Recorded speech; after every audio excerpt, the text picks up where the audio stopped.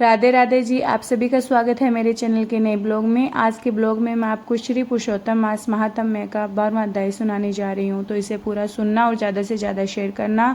महादेव चले गए, फिर उस कन्या का क्या हुआ। नारद जी बोले, हे प्रभु, जब भगवान शंकर वहाँ से प्रस्थान कर गए तब उस बालिका ने शोक में व्याकुल हो क्या किया। मुझ विनीत और धर्मसिद्धि के अभिलाषी को कृपा करके यह वृतांत विस्तार से कहिए। श्री नारायण जी बोले, हे नारद जी, ठीक इसी प्रकार का प्रश्न राजा युधिष्ठिर ने भगवान श्री कृष्ण से पूछा था। भगवान ने राजा युधिष्ठिर को जो उत्तर दिया वही मैं आपसे कहता हूँ, ध्यानपूर्वक सुनिए। श्री कृष्ण बोले, हे राजन, इस प्रकार जब भगवान शिव अंतर ध्यान हो गए तब वह बालिका अत्यंत प्रभावित और भयभीत हो गई। वह लंबी लंबी सांसें लेती हुई, अश्रुपात करती हुई विलाप करने लगी। हृदय की वियोगा अग्नि से उत्पन्न ज्वाला में झुलसे अंगों वाली वह तपस्विनी कन्या वन अग्नि से झुलसे पत्तों वाली किसी लता के समान प्रतीत होने लगी। दुख और संताप से घिरी उस कन्या का एक लंबा समय व्यतीत हो गया। जिस प्रकार कोई सर्प चूहे के बिल में प्रवेश कर उस पर आक्रमण करता है और उसे अपने वश में कर लेता है, ठीक उसी प्रकार उस शोचनीय अवस्था को प्राप्त तपस्विनी बालिका का सर्वसमर्थ काल में ही आक्रमण कर उसे वश में कर लिया, अर्थात उसकी मृत्यु का समय आ गया। वर्षा ऋतु में आकाश में बादलों के बीच बिजली चमककर जैसे तत्काल नष्ट हो जाती है, वैसे ही तपस्या के प्रभाव से जिसके समस्त पाप भस्म हो चुके थे वह कन्या अपने आश्रम में शांत हो गई। तदंतर परम धर्मिष्ठ राजा यज्ञसेन ने विशाल सामग्रियों से युक्त एक उत्तम यज्ञ का आयोजन किया। उस यज्ञ वेदी के कुंड में स्वर्ण के समान कांति वाली एक परम सुंदरी कन्या प्रकट हुई।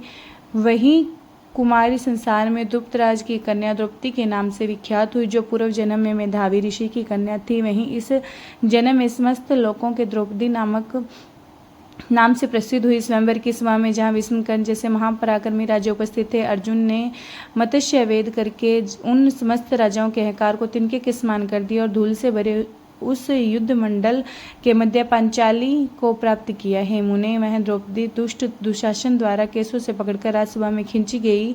उसे अत्यंत हृदय विदारक कटु वचन सुनाए गए। पूर्व जन्म में उसके द्वारा पुरुषोत्तम मास की अवहेलना किए जाने के कारण प्रारंभ में मैंने भी उसकी उपेक्षा की थी, परंतु जब उसने मेरे प्रति अनन्य स्नेह रखकर आत्मभाव से मेरा नाम पुकारा आरंभ किया, हे दामोदर, हे दया सिद्धु, हे कृष्ण, हे जगतपते, हे नाथ, हे रमानाथ, हे केशव, हे क्लेशनाशन, इस संसार में मेरा माता पिता, भाई, सखियां, बहन, भांजे, बंधु बांधव अथवा पति कोई भी मेरी रक्षा करने में समर्थ नहीं है। हे ऋषिकेश, मेरे जो सर्वस्व केवल आप ही हैं। हे गोविंद, हे गोपिका नाथ, हे दीनबंधु, हे दयानिधे, दुशासन द्वारा प्रताड़ित की जाती हुई मुझ दासी की विकट स्थिति क्या आपसे छिपी है। यद्यपि पहली पुकार पर मैंने उसकी ओर विशेष ध्यान नहीं दिया, किंतु जब दुशासन ने सर्वथा पराभूत होकर उसने पूर्ण शरणागति के साथ मेरा पुनः स्मरण किया, तो मैं गरुड़ पर आरूढ़ होकर अत्यंत शीघ्रता से वहां पहुंचा। हे राजन, मैंने उसे अनंत वस्त्रों से परिपूर्ण कर दिया। श्री कृष्ण ने आगे कहा, जो सदैव मुझे आगाध स्नेह करती है, जितने प्राण मुझ में ही बसते हैं, जो निरंतर मेरे भजन में तत्पर रहती है, वह मेरी परम प्रिय सती और सखी द्रौपदी मुझे अपने प्राणों के समान प्रिय है। इसके उपरांत केवल पुरुषोत्तम मास का तिरस्कार करने के कारण मुझे प्रारंभ में उसकी उपेक्षा करनी पड़ी, क्योंकि जो भी पुरुषोत्तम मास का निरादर करता है उसका पतन निश्चय है। यह पुरुषोत्तम मास परम पूजनीय ऋषियों और देवताओं द्वारा भी सेव्य है। अतः समस्त मनोकामनाओं को पूर्ण करने वाले श्रेष्ठ मास की सेवा मनुष्य को तो अवश्य ही करनी चाहिए। इसलिए हे पांडव, अब आप सब आगामी पुरुषोत्तम मास की विधि पूर्वक आराधना कीजिए। 14 वर्ष पूर्ण होने पर आप सबका परम कल्याण होगा। हे पांडुनंदन, जिन दुष्टों ने द्रौपदी को केसों से खींचते हुए देखा और मूक दर्शक बने रहे, हे महाराज, मैं अत्यंत क्रोधित होकर उन स्त्रियों के केसों को कटवाऊंगा, अर्थात उन्हें विधवा करूंगा। मैं दुर्योधन आदि पापी राजाओं को यमराज के भवन पहुंचाऊंगा। तत्पश्चात आप समस्त शत्रुओं का समूल नाश करके निष्कंटक राज्य के स्वामी होंगे। मुझे न तो लक्ष्मी जी उतनी प्रिय है, न बलभद्र भी उतने प्रिय है, न पूजनीय माता देवकी प्रिय है, न ही प्रद्युम्न अथवा सात्विक मुझे उतने प्रिय है जितने प्रिय मुझे मेरे भक्त हैं। जो मेरे भक्तों को पीड़ित करता है, मैं स्वयं को सदैव पीड़ित अनुभव करता हूँ।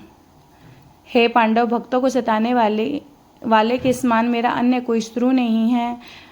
उसके इस घोर अपराध का दंड स्वयं यमराज देते हैं, क्योंकि वह दुष्ट दंड पाने के योग्य है, परंतु मेरे द्वारा देखे जाने योग्य भी नहीं है। श्री नारायण बोले, इस प्रकार जगदीश्वर श्री कृष्ण ने पांडुपुत्र युधिष्ठिर आदि भाइयों को द्रौपदी को सांत्वना दी। तत्पश्चात द्वारका प्रस्थान करने की इच्छा प्रकट करते हुए वे बोले, हे राजन, अब मैं हमारे वियोग से व्याकुल द्वारिका पुरी को जाऊंगा, जहां परम पूज्य वसुदेव जी, अग्रज बलदेव जी, माता देवकी तथा गद्ध सांबक आहुक आदि समस्त यादवगण और रुक्मिणियां आदि गोपियां आदि देवियां मेरे आगमन की प्रतीक्षा में टकटकी लगाए निरंतर मेरे ही चिंतन कर रहे होंगे। भगवान श्री कृष्ण के गमन की बात सुनकर पांडुपुत्र अत्यंत भावुक हो गए। गद्गद कंठ से बोले, प्रभु, जिस प्रकार जल में रहने वाले जीवों का जीवन केवल जल होता है, उसी प्रकार हम सबका जीवन केवल आप ही हैं। हे जनार्दन, कृपा करके थोड़े दिनों में हमें पुनः दर्शन दीजिए। संपूर्ण त्रिलोकी में यह सर्वविदित है कि पांडवों के रक्षक साक्षात श्री हरि है और उनके अतिरिक्त हमारा दूसरा कोई आश्रय है ही नहीं। हे जगदीश्वर, आप सदा सर्वथा हमारी रक्षा करें। हम सब पूर्ण रूप से आपके ही हैं, हमें कभी विस्मृत न कीजिएगा। हमारे चित्त रूपी भ्रमरों को एकमात्र जीवन आपके चरण कमल ही है। आप ही हमारे मुख्य आधार है, इसलिए हम सब आपको बारंबार प्रणाम करते हैं। पांडवों के इस प्रकार प्रेम पूर्व और विनीत वचनों को सुनकर श्री कृष्ण परमानंद में मग्न हो गए। वे मंद मंद मुस्कुराते हुए रथ पर सवार हुए और पीछे पीछे आ रहे पांडवों को प्रेम पूर्वक विदा करके द्वारिकापुरी की ओर प्रस्थान कर गए। श्री नारायण बोले, द्वारकानाथ श्री कृष्ण ने पधारने के उपरांत राजा युधिष्ठिर अपने अनुजों के साथ तपस्या करते हुए विभिन्न पवित्र तीर्थों के भ्रमण पर निकल गए। हे ब्रह्मादि नारद, भगवान के प्रिय पुरुषोत्तम मास में अपना चित्त लगाकर और श्री कृष्ण को वचनों को स्मरण करते हुए राजा युधिष्ठिर अपने भाइयों और द्रौपदी से बोले, अहो, हमने पुरुषोत्तम मास का अत्यंत उग्र और अलौकिक महात्म्य सुना है। भगवान पुरुषोत्तम की आराधना के बिना जीवन में वास्तविक सुख कैसे प्राप्त हो सकता है। इस भारतवर्ष में वही मनुष्य धन्य है, वही पूज्य है, वही श्रेष्ठ है जो अनेक प्रकार के पवित्र नियमों का पालन करते हुए भगवान पुरुषोत्तम की अर्चन वंदन करता है। इस प्रकार समस्त तीर्थों को विचरण करते हुए पांडुपुत्र पुरुषोत्तम के आने पर विधि पूर्वक व्रत और नियम करने लगे। हे मुने, इस कठिन व्रत के प्रभाव से 14 वर्ष पूर्ण होने पर भगवान श्री कृष्ण की असीम अनुकंपा से पांडवों को पुनः अपने निष्कंटक और अतुलनीय राज्य को प्राप्त किया। पूर्व काल में सूर्यवंश में राजा दृढ़ावन नाम के एक प्रतापी राजा हुए थे। उन्होंने भी इस पुरुषोत्तम मास का श्रद्धापूर्वक सेवन किया, जिसके फलस्वरूप उन्हें अतुल लक्ष्मी, पुत्र पौत्र, सुख और संसार के समस्त उत्तम भोग प्राप्त हुए। अंत में योगियों के लिए भी दुर्लभ भगवान के परम धाम वैकुंठ लोक को पधारे। हे मुनिश्रेष्ठ नारद, इस पुरुषोत्तम मास के दिव्य और असीम महात्म्य को यदि करोड़ों कल्पों तक भी कहा जाए तो मैं इसे पूर्ण रूप से व्यक्त करने में समर्थ नहीं हूँ। सूत जी बोले, हे श्रेष्ठ ब्राह्मणों, मैंने इस पुरुषोत्तम मास का महात्म्य परम पूजनीय वेदव्यास जी के मुखारविंदों से सुना था, तथापि इसे संपूर्ण रूप से कहे पाने में मैं स्वयं को असमर्थ पाता हूँ। इस मास को संपूर्ण और दिव्य महात्म्य को या तो भगवान नारायण जानते हैं अथवा साक्षात वैकुंठवासी श्री हरि जानते हैं। यहाँ तक कि ब्रह्मा आदि देवताओं द्वारा जिनके चरण कमलों की वंदना की जाती है, वे गोलोकनाथ श्री कृष्ण भी अपने इस प्रिय पुरुषोत्तम मास का संपूर्ण महात्म्य पूर्ण प्रकट नहीं कर पाते, तो फिर इस साधारण मनुष्य भला इसे कैसे जान सकता है। महात्म्य यहीं समाप्त होता है। 13वें अध्याय के लिए आप राधे राधे कमेंट करना, वीडियो को ज़्यादा से ज़्यादा शेयर करना और चैनल को सब्सक्राइब करना। राधे राधे। जय श्री हरि, जय सनातन।